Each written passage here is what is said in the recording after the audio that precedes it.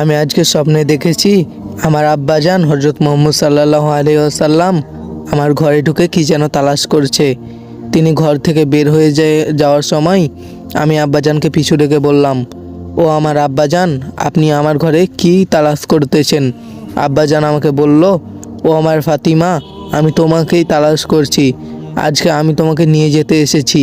তিনি আরও বললেন, আজকে তুমি রোজা রাখবা, সাহারি করবা আলীর দস্তবখানায়, আর ইফতার করবা আমি আব্বাজান আমার দস্তবখানায়।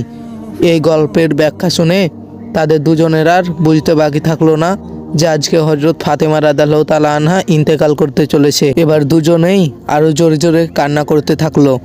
ইতিমধ্যে এখানে উপস্থিত হলেন হযরত হাসান এবং হুসাইন রাদিয়াল্লাহু তাআলা আনহা। তারা দুজনে আব্বাজান আর আম্মাজানকে প্রশ্ন করলেন, ও আমার আব্বাজান, ও আমার আম্মাজান, আপনারা কান্না করতেছেন কেন? এবার ফাতিমা রাদিয়াল্লাহু